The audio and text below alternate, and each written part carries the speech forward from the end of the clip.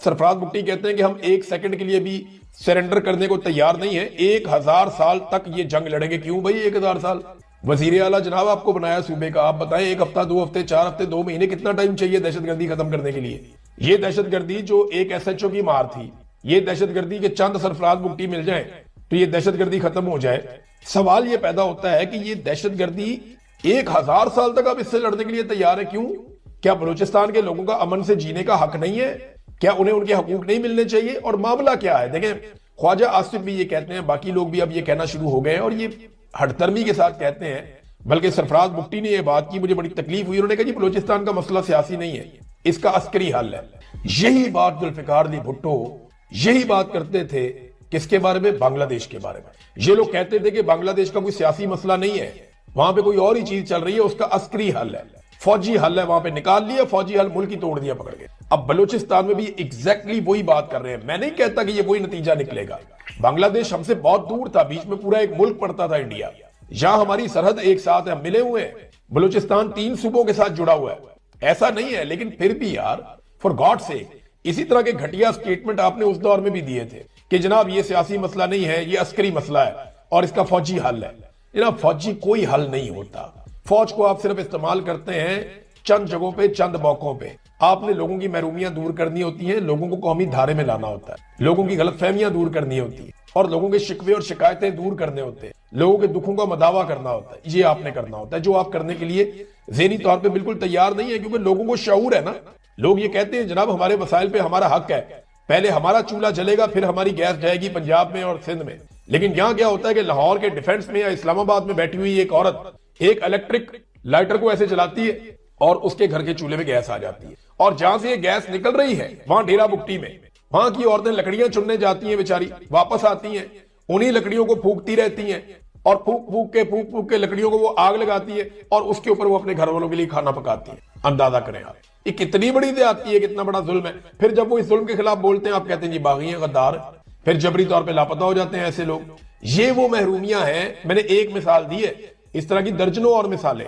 ये वो महरूमियां जिनकी वजह से बलूचिस्तान के लोग मुतनफर हुए, और ये आहिस्ता आहिस्ता नफरत में बढ़ जाती हैं चीजें। तो इसको रियासत जितनी जल्दी समझेगी, इसका एक सियासी हल है और वो निकाला जाना चाहिए। सबको साथ लेकर चलती है रियासत। ऐसे नहीं होता कि कुछ लोगों के बारे में आपकी सोच कुछ और हो, कुछ सूबों के बारे में और हो और बाकी लोगों के बारे में कुछ और हो। अभी 8 फरवरी के हवाले से जो जरदारियों के चेहरों से नकाब नोचा जा रहा है कराची में, वो भी देखें आप। 170 पाकिस्तान तहरीके इंसाफ के जो सरगर्म कारकुन है या ओहदेदार है, उनके नाम 3 MPO में डाल के उनको नजरबंद कर दिया उन्होंने। अंदाजा करें, ये जरदारियों की हुकूमत है सिंध में और इतनी घटिया पॉलिटिक्स ये कर रहे हैं कि इन्होंने वहां पे अलग डिक्टेटरशिप लगाई हुई है सिंध में। कल को ये लोग कोई शिकवा कोई शिकायत नहीं कर सकेंगे अगर एस्टेब्लिशमेंट ने या किसी ने भी इनके साथ ऐसा कुछ किया तो। एक और अजीब खबर मैं आपको देता हूं नाज़रीन, आप हैरान हो जाएंगे पाकिस्तान में किस किस्म की फस्तायत है। हुआ ये कि पाकिस्तान तहरीके इंसाफ को 26 नवंबर को गोलियां मारी गई इस्लामाबाद में, डी चौक में। अब वहां पे जो लोग आए हुए थे उनकी गाड़ियां वहां पे लोग छोड़ के भागे, बेचारे जान बचाने के लिए गोलियां मार रहे थे सीधे। वो गाड़ियां पुलिस वाले ले गए और इस्तेमाल करते रहे। अब खबर ये आई है, क्राइम रिपोर्टर इजाज चीमा साहब ने दावा किया कि 26 नवंबर 2024 के एहतजाज में तहरीके इंसाफ के कारकुनान से कब्जे में ली गई गाड़ियां इस्लामाबाद पुलिस के अफसरान के जेरे इस्तेमाल होने का इंकशाफ। कारकुनान की 400 महंगी गाड़ियां बशमूल मर्सिडीज V8 इस्लामाबाद पुलिस अफसरान और एहलकार इस्तेमाल कर रहे हैं। गाड़ियां लेने जो लोग आते हैं उन्हें कहा जाता है कि आपको 9 मई में और 26 नवंबर के अंदर हम आपको अंदर कर देंगे। अंदाजा करें नाज़रीन कैसा जुल्म है। फिर कहते हैं PTI कारकुनान की गाड़ियों का मामला, इस्लामाबाद पुलिस के एक कांस्टेबल के पास फॉर्च्यूनर गाड़ी है। अंदाजा करें आप, एक SSP के जेरे इस्तेमाल महंगी गाड़ी रही। एक वजीर ने IG इस्लामाबाद को SSP के जेरे इस्तेमाल गाड़ी वापस करने का कहा, जो बाद में वापस कर दी गई। कुछ लोग PTI वाले जो है वो पैसे दे दूं कि अपनी गाड़ियां बड़ी मुश्किल से पुलिस से लेकर गए। अंदाजा करें, जहां पे लूट का मार समझ ले, यानी रियासत।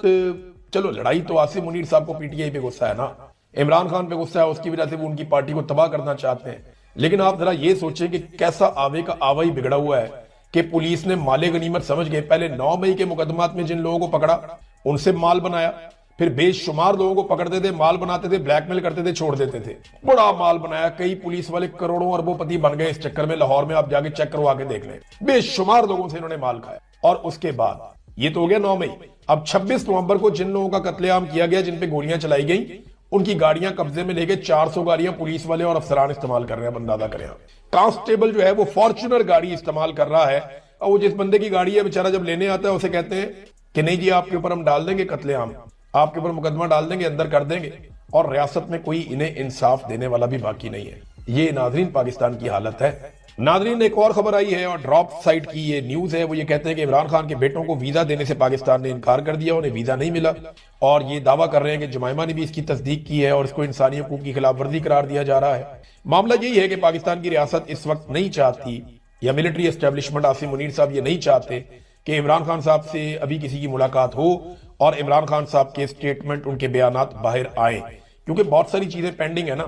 फिर इमरान खान साहब मौके देंगे तो आसिम मुनीर साहब के लिए और उनकी बनाई हुई सरकार के लिए मुश्किलात पैदा हो जाएंगी। नाज़रीन सऊदी अरब ने एक और बड़ा अच्छा कदम उठाया, और मोहम्मद बिन सलमान ने जिस तरीके से हैंडल किया है खित्तर के मामलात को, वो एक्सेप्शनल है।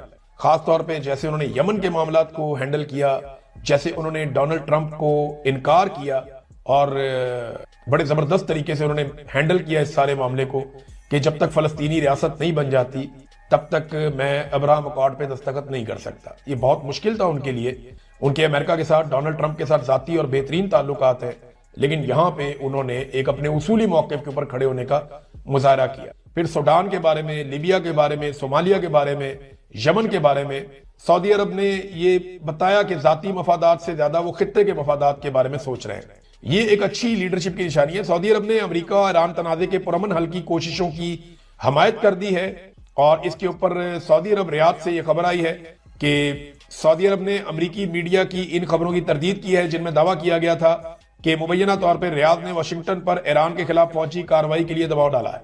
हालांकि सऊदी अरब ने पहले भी कहा था कि हम अपनी सरजमीन इस्तेमाल नहीं होने देंगे ईरान के खिलाफ, बल्कि ईरान के साथ उनका राब्ता भी हुआ, और उसके बाद अब वो ये कह रहे हैं कि हम अमन के लिए किरदार अदा करना चाहते हैं, और हम ये चाहते हैं कि अमन के लिए कोशिश की जाए, और ऐसी हर कोशिश की हम हमायत करेंगे। नाज़रीन काफी ज्यादा खबरें हैं मेरे पास, ये मैं आपको नेक्स्ट वीलॉग में दूंगा, लेकिन पाकिस्तान ने बलूचिस्तान में जो भारत ने किया, उसके बाद भारत के साथ क्रिकेट मैच खेलने से इनकार कर दिया वर्ल्ड कप में। मैच खेल के उनको शिकस्त देते तो ज्यादा बेहतर था। ये काम तो भारत किया करता था, और पाकिस्तान ये कहता था कि आप खेलों को सियासत में ना लाएं और इख्तलाफात की नजर ना करें, खेलों के मैदान को खेल का मैदान ही रहने दें, उसे जंग का मैदान ना बनाएं। ये पाकिस्तान का एक मौकिफ हुआ करता था माजी में, लेकिन अब पाकिस्तान ने खुद इनकार किया कि वो भारत के साथ क्रिकेट नहीं खेलना चाहता। खास तौर पे जो बलूचिस्तान में भारत ने हमला किया, तो क्या इतना काफी है? अगर तो पाकिस्तान को पूरा यकीन है कि भारत ने पाकिस्तान के ऊपर हमला किया और इतना कत्लेआम किया है, तो फिर पाकिस्तान को जवाब देना चाहिए ना। ईंट का जवाब पत्थर से देना चाहिए। ये खेल के मैदान के अंदर तो कोई फर्क नहीं पड़ेगा। यहाँ पे तो वैसे नुकसान बहुत हो जाएगा, आईसीसी का बहुत नुकसान हो जाएगा, क्योंकि यही सबसे बड़ा मैच होता है पाकिस्तान का और भारत का। जब ये मैच नहीं होगा तो आप समझे वर्ल्ड कप एक तरफ और ये मैच एक तरफ। जब ये मैच नहीं है तो फिर कुछ भी नहीं। एक भी बंदा ये अब तक तोड़ नहीं पाए, और ये कहते हैं जनाब बंदे हमने तोड़ लिए 24 घंटे में डीजीआईएसपीआर की धमकियों से। और भाई ये बंदे 26 नवंबर के कत्लेआम से नहीं टूटे। ये बंदे 9 मई के बाद आपने 36,000 पाकिस्तानियों को गिरफ्तार किया। आज पीटीआई ने बताया 64,000 पाकिस्तानियों पे मुकदमात किए गए, 36,000 पाकिस्तानियों को गिरफ्तार किया गया, जो पीटीआई के हैं सिर्फ 9 मई के बाद। तब तो कोई नहीं टूटा। और ये नहीं टूटने बंदे, ये पुट्ठे लमक जाओ सीधे लमक जाओ, ये सिर्फ एक बारीक वारदात डालने के लिए इन बंदों को आगे किया जा रहा है। प्रॉब्लम क्या है ये जरा समझे आप। प्रॉब्लम ये है कि आसिम मुनीर ने एक नया दौर उन्होंने शुरू किया। एक नए 5 साल आसिम मुनीर साहब को मिले हैं। अब वो बतौर फील्ड मार्शल अपने 5 साल गुजारना चाहते हैं, लेकिन पिछले 3 साल जो उनके गुजरे, पाकिस्तान के अंदर वो बेहतरीन पैसा इस्तेमाल किया गया, इश्तिहारी मुहिम चलाई गई, बड़ी जबरदस्त ब्रांडिंग की गई, लेकिन उसके बावजूद बात बनी नहीं। तो अब वो ये चाहते हैं कि जो तनकीद करने वाले लोग हैं वो चुप हो जाएं। बहुत सारे लोगों को डराया धमकाया जा रहा है, बहुत सारे लोगों को ये कहा जा रहा है चुप के ले जाएंगे, ये कर देंगे, वो कर देंगे, भाई जो मर्जी करो। इससे पहले भी करके देख लिए, चुप के भी देख लिया, अगवा भी करके देख लिया, बंदा भी हमारा एक मार दिया, शहीद अरशद शरीफ को शहीद कर दिया, वो चुप हो गया, आज भी उसकी आवाज गूंज रही है। मुझे जबरी तौर पर लापता करके 5 महीने मारते रहे हो, मैं चुप हो गया, जैसे ही मुझे अल्लाह ने आवाज दी मैं फिर शुरू हो गया, और वही काम कर रहा हूं जो पहले कर रहा था। यहां बहुत सारे लोग बैठे हुए हैं, इनको इतनी धमकियां दी, इनके घर वालों को तंग किया, परेशान किया, ये लोग चुप हो गए? नहीं चुप हुए, सारे लोग अपना अपना काम कर रहे हैं। ये ऐसे होना नहीं है, लोग अब डरते नहीं है। बहरहाल ये अब कोशिश ये की जा रही है, नया दौर है, जरा एक डर फैलाया जाए, और इमरान खान साहब का जो ट्वीट है उसको डिसओन करवाया जाए पाकिस्तान तहरीक इंसाफ के लोगों से। मिशन ये है कि तहरीक इंसाफ के लोग कहें कि जी इमरान खान साहब का जो ट्वीट है ना उसको हम डिसओन करते हैं, वो ठीक नहीं है। हम उसको रीट्वीट नहीं करेंगे। मामला इस लेवल तक नहीं जाना चाहिए। मामला शुरू किसने किया पहले ये बताओ। इमरान खान की बीवी को किसने गिरफ्तार किया, उसकी बहनों को किसने सड़क पे घसीटा, उसकी बहनों को बार बार गिरफ्तार किसने किया, इद्दत जैसा घटिया तरीन केस किसने बनाया, उसके ऊपर 300 के करीब मुकदमा, 200 या 300 कितने मुकदमा था, ये किसने बनाया उसके ऊपर। ये जो तस्दीक की गई भाई शुरुआत किसने की है, कैदे तन्हाई में इमरान खान को किसने डाला, बार बार उसको कैदे तन्हाई में डालकर अजियत किसने दी है। भाई जो शुरू करता है उसी को खत्म करना होगा ना। ये वन साइडेड तो नहीं हो सकता कि भाई हम मारना चाहते हैं लेकिन आगे से आपकी आवाज ना आए, आपने चीखना नहीं है। फिलहाल जनाब अब ये इस बयानिए के जरिए से जो अब बनाया गया है एक खौफ फैला के लोगों को चुप करवाना चाहते हैं। और इमरान खान साहब और उनके फॉलोअर्स देखे ना एक पैरेलल एस्टेब्लिशमेंट बन चुके हैं, एक पैरेलल एस्टेब्लिशमेंट भी है। जैसे पाकिस्तान में एक एस्टेब्लिशमेंट है, इसके साथ एक दूसरी एस्टेब्लिशमेंट भी है, वो इमरान खान और उसके फॉलोअर्स हैं। अब इमरान खान को छोड़ के जाना खाला जी का वाड़ा नहीं है। जो बंदा छोड़ के जाएगा वो अपनी और अपने खानदान की सियासत तबाह कर देगा और लोग उसके लिए कोई गुंजाइश नहीं छोड़ेंगे। बड़े किस्मत वाले वो लोग हैं जो वापस इमरान खान साहब से आकर मिल जाएंगे या मिलेंगे, क्योंकि अगर किसी को फार्म 45 वाली कामयाबी चाहिए तो उसको इमरान खान के कैंप में आना पड़ेगा। जाली फार्म 47 जो है वो महदूद तादाद में थे, अब जितनी तादाद में वो थे उतने बंदे उन्होंने ले लिए। इससे ज्यादा बंदों को तो एडजस्ट कर नहीं सकते, तो किस किस को क्या क्या बांटेंगे, कौमी खजाना भी खत्म हो रहा है। लिहाजा इमरान खान को छोड़ के जाना इतना आसान नहीं है, मुमकिन नहीं है। नून लीग और पीपल्स पार्टी ने इसे एक मौके तौर पे लिया है कि जनाब ये मौका मिल गया, पीटीआई को फौजी ताकत इस्तेमाल करके मजीद एक दफा कुचल देते हैं। इन्होंने ये सोचा, मिसाल के तौर पे फैसल वाडा की मैंने आपको बात बताई, फिर फौज पर तनकीद हमने भी की लेकिन कभी रेड लाइन क्रॉस नहीं की है। वो ख्वाजा आसिफ कह रहा है जो कहता था कि कौम की हड्डियों से गोश्त और खून ने छोड़ लिया फौज ने, ये ख्वाजा आसिफ कहता था। ये कहता था फौज आज तक कोई भी जंग नहीं जीती, ना 71 ना 65 ना कोई और जंग, फौज हमेशा जंगे हारी है। कोई बताओ कौन सी जगह फौज ने फतह की, ये वो कहता था। ये वो नवाज शरीफ इसका लीडर है जो कहता था कि टॉम हॉक पता नहीं कौन सा वो हमारे पाकिस्तान में आकर गिरे मिसाइल और हमने उनकी जो रिवर्स इंजीनियरिंग कर दी। ये वहां जाके पोल खोल रहा था बरतानिया में पाकिस्तान के, कहते जी हमने कभी रेड लाइन क्रॉस नहीं की। नवाज शरीफ के, मरियम नवाज के, ख्वाजे के, इन सारों के स्टेटमेंट उठा उठा के लोगों ने धड़ लगाए हुए हैं और लोग बता रहे हैं कि जनाब ये तो सारे स्टेटमेंट आपने दिए हुए हैं। वो इमरान खान कहता है फौज भी मेरी है, मुल्क भी मेरा है। वो फौज पे तनकीद नहीं करता, फौज को बुरा नहीं कहता। इमरान खान ये कहता है कि फौज का गलत इस्तेमाल ना किया जाए।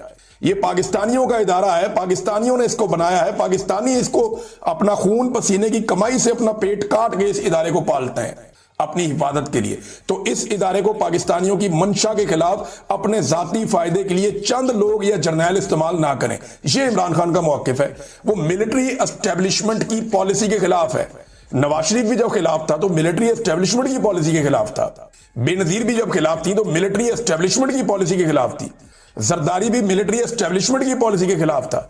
इनमें से कोई भी लीडर फौज के खिलाफ नहीं था कि जनाब बतौर इदारा फौज ही खत्म कर दो। ऐसा नॉर्मली नहीं होता। हमें पता है कि पाकिस्तान के दिफा के लिए एक हमें मुतवाजन फौज चाहिए, एक मुसल्ला फौज ऐसी चाहिए जो पाकिस्तान की हिफाजत करे। बहरहाल एटम बम बनने के बाद अब कोई इतनी जरूरत भी नहीं है। सारी दुनिया जानती है कि इनके साथ लंबा पंगा नहीं किया जा सकता। नाज़रीन, आज पाकिस्तान तहरीके इंसाफ का पेशावर में जलसा है, ये बड़ा इंपॉर्टेंट है। देखें, जो पाकिस्तान तहरीके इंसाफ की जो मरकजी क़यादत है उन्होंने बड़ी जिम्मेदारी का सबूत दिया, बड़ी समझदारी का सबूत दिया। लेकिन खैबर पख्तूनख्वा में जज्बात बड़े हाई है। हयाताबाद के अंदर तैयारियां हो रही हैं। समी इब्राहिम साहब वहां से हमें दिखा रहे थे पूरी जलसे की कार्रवाई रात के वक्त। मैं समी भाई की एनर्जी पे भी हैरान होता हूं कभी कभी। समी भाई उम्र के इस हिस्से में भी जो है ना, वो हर जलसे से पहले जलसा गाह में रात के वक्त पहुंचते हैं और जाकर पूरी सूरत हाल बताते हैं कि यहाँ पे आज क्या है। क्या जबरदस्त रूटीन है उनकी, सर्दी हो गर्मी हो कुछ भी हो वो जाते हैं और बड़े जिंदा दिल आदमी है। मैंने ऐसे लोग बहुत कम देखे और बड़े बहादुर इंसान भी हैं। समी इब्राहिम साहब हमारे बड़े भाइयों की तरह शानदार आदमी है। वो दिखा रहे थे जलसागाह, बहुत बड़ा जलसागाह तैयार किया है, बड़ा स्टेज भी लगाया है। अब जो DGISPR की प्रेस कॉन्फ्रेंस के बाद वहां पे खैबर पख्तूनख्वा में जज्बात बड़े भड़के हुए हैं और जो कुत्ते का लफ्ज इस्तेमाल किया उन्होंने, उस पर पहले ही बहुत गुस्सा था, अब उन्होंने डायरेक्टली इस्तेमाल कर लिया और टॉक शो में बैठ के इनके बंदे अब कुत्ता कुत्ता कर रहे हैं। DGISPR ने कर दिया ना तो सबके मुंह को कुत्ता लग गया। अब कोई इधर बैठ के कुत्ता कर रहा है, कोई उधर बैठ के कुत्ता कर रहा है। अजीब अजीब अल्फाज ये इस्तेमाल करने, कितना मायूस कुन है और कितनी बुरी बात है। लेकिन आज का जलसा जो है वो देखने वाला होगा और इसके अंदर क्या बातें होती हैं, क्योंकि खैबर पख्तूनख्वा में नौजवान की आदत है, अग्रेसिव है, फ्रंट फुट पे रहते हैं। इमरान खान साहब ने कहा भी है कि फ्रंट फुट पे रहो, तो देखते हैं कि उनका वहां से किस तरह का रद्द अमल आता है। शहबाज शरीफ ने एक स्टेटमेंट दे दिया नाज़रीन, स्टेटमेंट है शानदार कारकर्दगी पर अगला इलेक्शन भी जीतेंगे। देखिए, मुझे बहुत बुरा लगता है मियां साहब, माजी में एक ताल्लुक भी रहा है, लेकिन मैं इंतहाई मजबूर हूं, मैं और कुछ नहीं कहना चाहता। आपकी कारकर्दगी सिर्फ ये है, बस ये आपकी कारकर्दगी है। आप दोनों भाइयों ने दिन रात ये कारकर्दगी करके इक्तदार हासिल कर लिए, अपने केसेस माफ करवा लिए, अपने मुखालिफिन को जेलों में डलवा दिए। सवाए ये पॉलिश करने के कोई और कारकर्दगी आपकी है ही नहीं।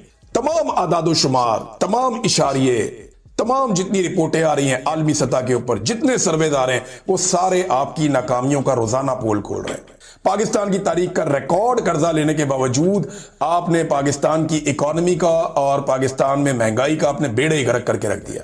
बेरोजगारी उरूज के ऊपर है, सरमायाकारी पाकिस्तान की तारीख में सबसे कम है। इतने बड़ा फेलियर, इतना बड़ा दूसरा फेलियर हमने कभी जिंदगी में नहीं देखा जो ये आप लोगों ने कर दिया पाकिस्तान के साथ।